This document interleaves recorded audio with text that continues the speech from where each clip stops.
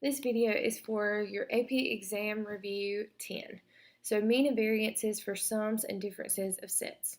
A casino offers couples at the hotel free chips. Each person reaches into a bag and pulls out a card stating the number of free chips. One person's bag has a set of 4 cards with X equal to 1, 9, 20, 74. The other person's bag has a set of 3 cards with Y equal to 5, 15, 55. Note that the mean of set X would be equal to 1 plus 9 plus 20 plus 74 divided by 4, which is equal to 26. And that the set of Y would be equal to 5 plus 15 plus 55 divided by 3, which is 25. What is the average amount that they should be able to pull together?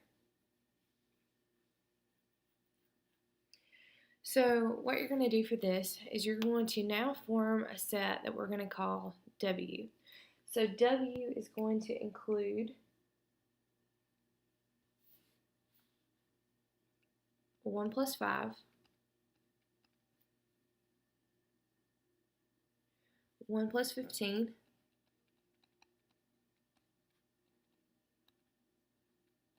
1 plus 55,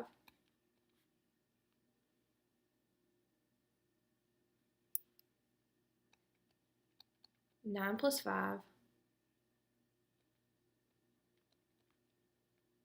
9 plus 15, 9 plus 55, 20 plus 5, 20 plus 15, 20 plus 55, 74 plus 5,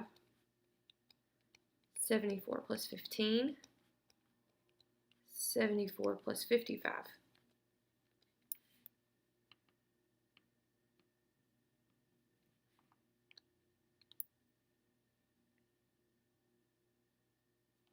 So the way that I got these was by pairing up each of the numbers in X with each of the numbers in Y, because we are looking for the amount that they should be able to pull together.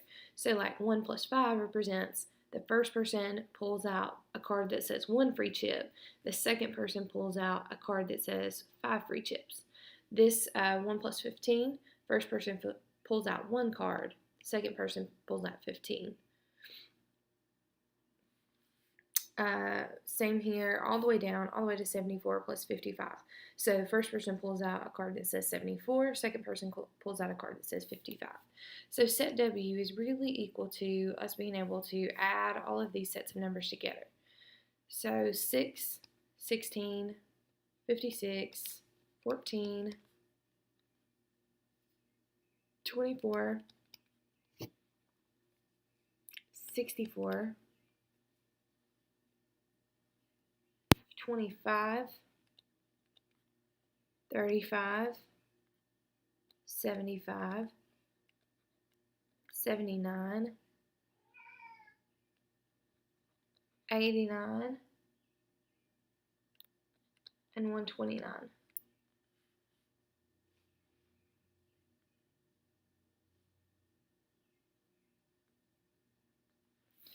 It asks us for the average amount.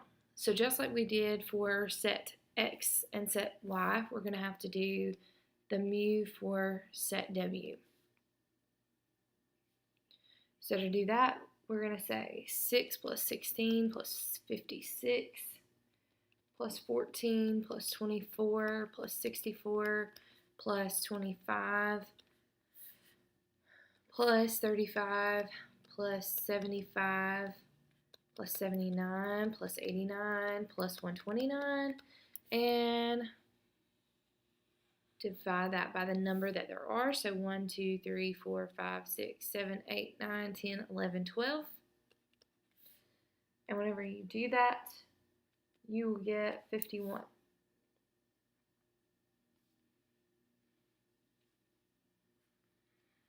Now you could have also gotten the mu for W being 51 by doing mu X plus mu Y.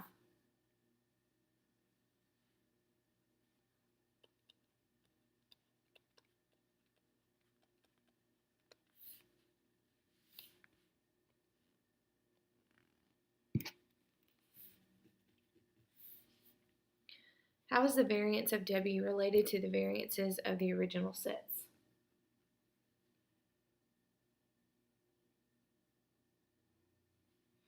All right, so the variance for X. To get the variance, you would need to do each of the numbers minus the mean squared and add them together. So the variance for X would be 1 minus 26 squared plus 9 minus 26 squared plus 20 minus 26 squared plus 74 minus 26 squared. Then you would need to divide that by 4 because you had 4 numbers in that set. Whenever you do that, you get 813.5. Now you're going to do the standard deviation squared or the variance of y. And so to do that, you do it the same way. So you're going to do each of the numbers in y minus the mean of y.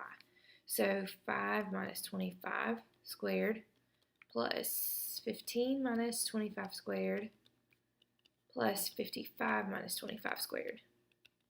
And divide that by the number that there are, so 3. Whenever you do that, you get 466.67.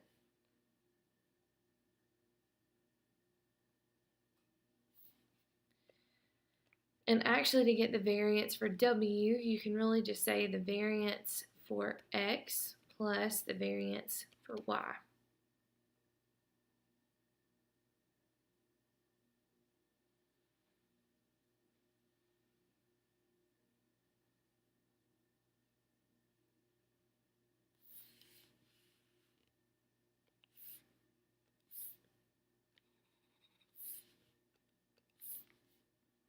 Actually, this is really the way that you would write that.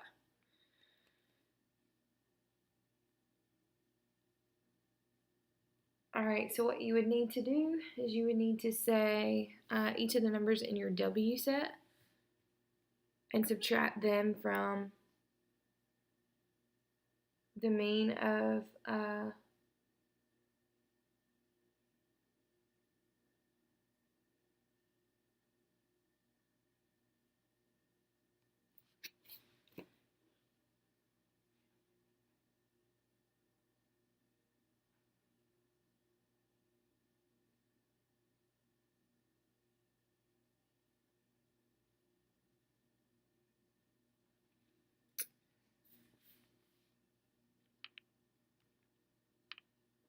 sorry, it's way too early.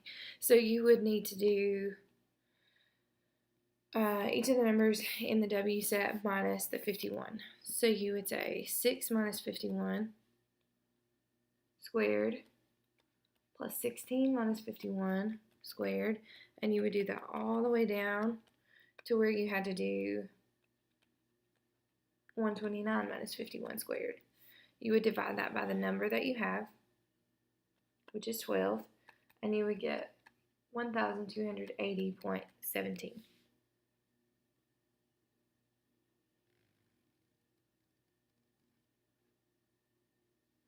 Number 2 says a company's sports shoes sell for an average of $100 with a standard deviation of 9.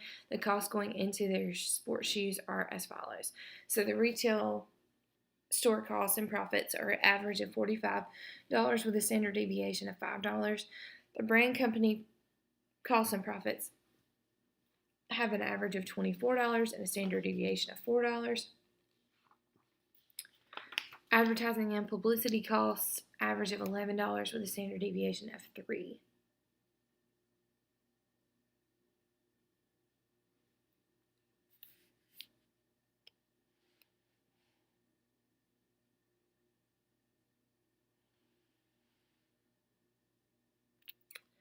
Assuming these various costs are independent of one another, what is the mean and standard deviation for the remaining costs are together, which includes materials, transportation, factory worker wages, etc.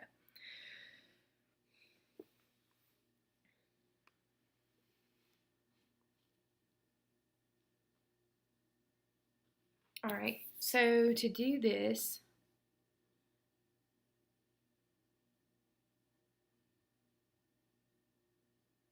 you would need to do each of the costs,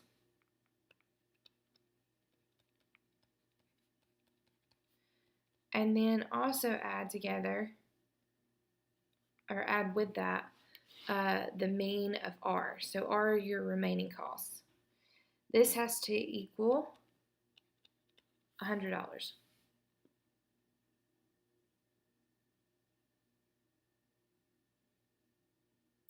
So basically what you can do is just solve and get what what the mean of R is.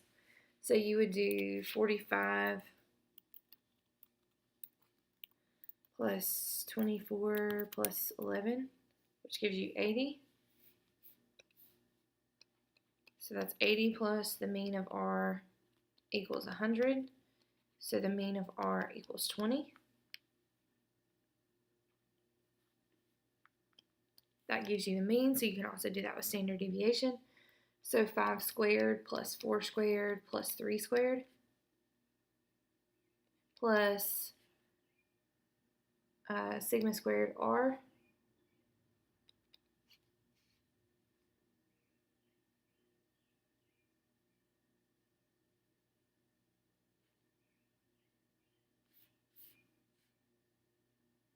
and that has to be equal to the standard deviation given here, so 9, but it has to be squared because we're trying to find the variance.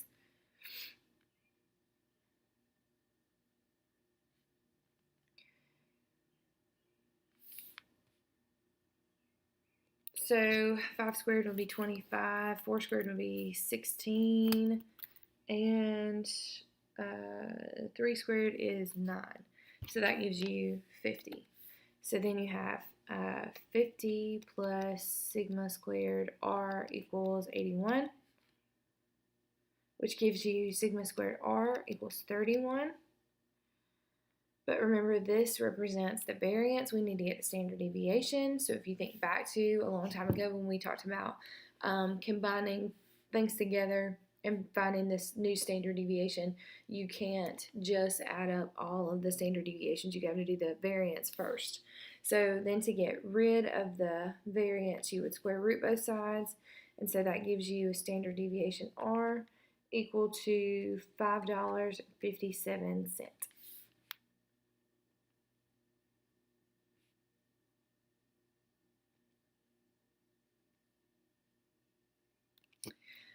Mean and variances for sums and differences of independent random variables. So the mean of the sum or difference of two random variables is equal to the sum or difference of the individual means.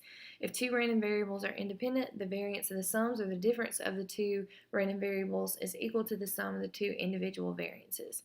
So example 3 says an insurance salesperson estimates the numbers of new auto and home insurance policies she sells per day as follows.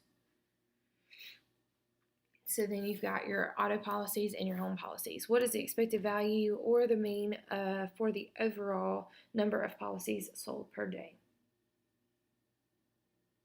So what you need to do is get the mean for the auto. So to do that, you would be finding your expected value for each one of the number of policies. So to get that, this is what we talked about, finished up yesterday in class, actually day before yesterday in class. So you would do 0 times 0.2 plus 1 times 0.4 plus 2 times 0.3 plus 3 times 0.1. Whenever you do that, you get 1.3. You also have to do the mean for home. So to do the mean for home, you would do 0 times 0.5 plus 1 times 0.3 plus 2 times 0.2. Whenever you work that out, you should get 0.7. So that means that your mean for the total would be equal to the mean for the auto plus the mean for the home, which in this case would be 1.3 plus 0.7, which gives you 2.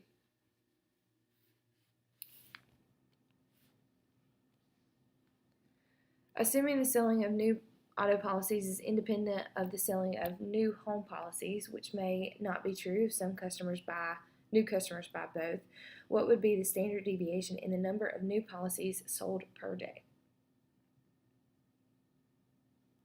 So what you would need to do is get the variance for auto,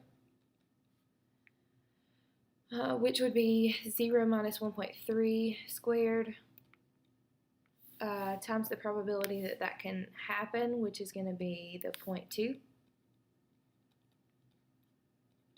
The probability that the 0 happens. Let me clarify that. So then you would do 1 minus 1.3 squared times the 0.4 plus 2 minus 1.3 squared times 0.3 plus 3 minus 1.3 squared times 0.1. Whenever you work that out, you get that that is equal to 0.81. Alright, so then you're going to do variance for home. So you're going to do the same thing. You're going to do 0 minus the 0.7 times the probability that that happens, which is 0.5, or the 0 happens. Then 1 minus 0.7 times the probability that 1 happens, which is 0.3, plus 2 minus 0.7 times the probability that 2 happens, which is 0.2. When you do that, you get 0.61. So if you assume that they are independent, then you can add the variances together. So the variance of auto plus the variance of home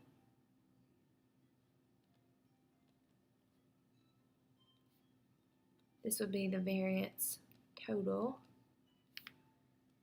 So that would be 0.81 plus 0.61. Whenever you work that out, you get 1.42.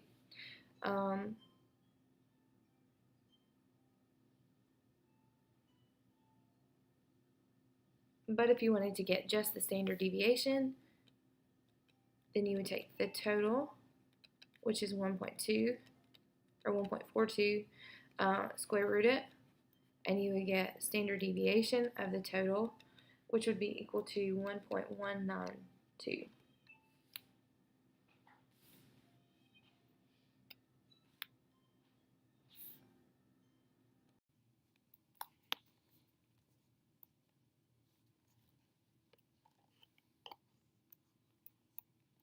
Example 4 says vitamin C megadoses are claimed by alternative medicine advocates to have effects on diseases such as cancer and AIDS, as well as on the common cold.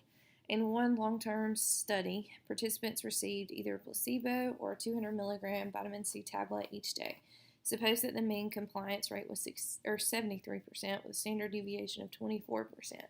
Furthermore, the daily intake of vitamin C through foods among the adult population is 94 grams with a standard deviation of 34 grams. Among those receiving the supplement, what is the mean and standard deviation for their daily vitamin C intake? Alright, so what you need to do is start out by doing 0.73 times 200.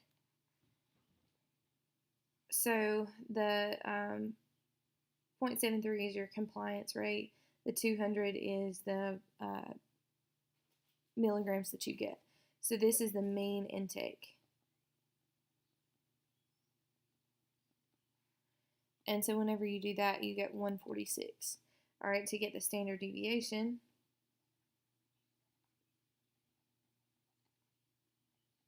you would do the 24%, so 0.24 times the 200 to get 48.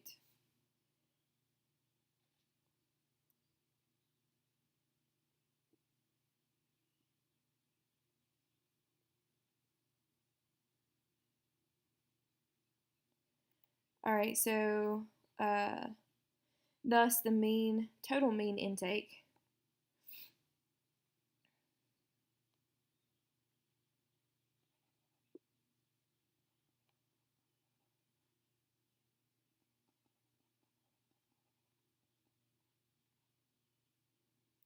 is going to be equal to 146 plus the intake that comes through the food. So this is the intake of like taking the supplement, and then you have to add in what you get from naturally, like through food and stuff. So 146 plus 94, and that gives you 240 grams. And then your standard deviation for the total intake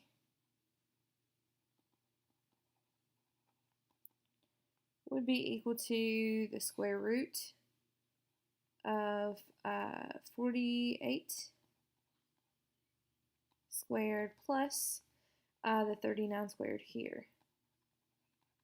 So the 48 squared and the 39 squared are your variances, but you got to take the square root of that. Remember, you can't just add standard deviations together like you can mean. You've got to do variances first, and then you can do the square root. So whenever you do that, you get 61.85 grams.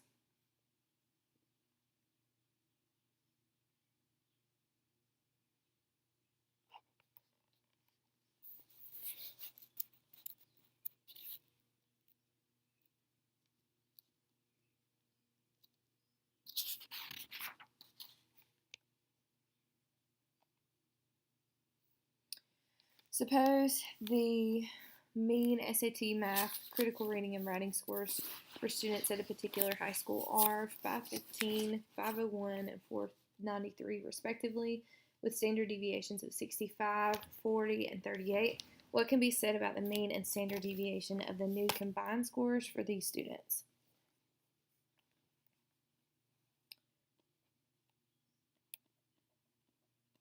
All right, so your mean combined would be 515 plus 501 plus 493,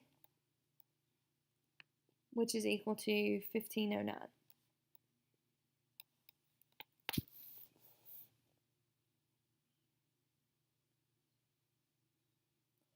All right, so when it comes to the next part, we have to find the standard deviation. The question you have to ask yourself is, can we add the standard deviation? Or can we add the three variances, the 65 squared, the 40 squared, and the 38 squared, and then take the square root to obtain the desired standard deviation, like we've done previously, like we did on the last example, actually. But we can't on this one because we don't have independence. So students with high scores on one of the three sections tend to have high scores on the other two sections. The standard deviation of the combined scores cannot be calculated from the given information. So just because of the fact that, like they were saying, you can't have somebody who scores high on one of these categories may also score high on another one of the categories. So because we don't have independence with that, we cannot calculate standard deviation. Pretty sure my pen just died, which is quite distracting. There we go.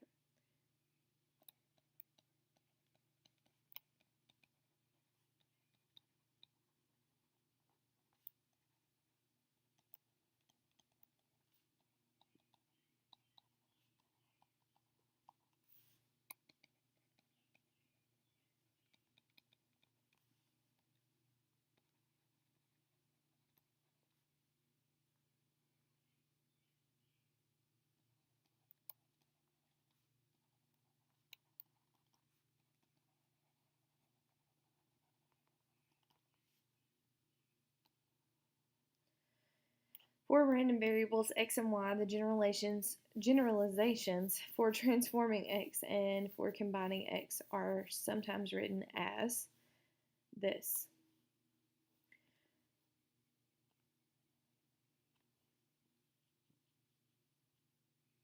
Does it make sense for the variances, or that the variances add for both sums and differences of independent random variables? Ranges may illustrate this point more clearly. Suppose prices for primary residences in a community go from $210,000 to $315,000, while prices for summer cottages go from $50,000 to $120,000. Someone wants to purchase a primary residence and a summer cottage. The total, or the minimum total spent, will be $260,000. The maximum possible is $435,000. and thus the range for the total is 435,000 minus 260,000, which is 175. All right, so the way that they were getting these numbers is they were doing 210 plus 50 to get 260. Or they were going the high end. So 315 plus 120, 435. So the range would be high end minus low end to get 175,000. The minimum difference spent between the two homes will be $90,000. The maximum difference will be $265,000. So the range for the difference would be 265,000 minus 90,000, which is 175,000, which is the same range as the range for the total. Variances and ranges are both measures of spread and behave the same way regarding to the rule above, so that's why we were looking at variance or at range when really we have been worried about variance for the last few examples.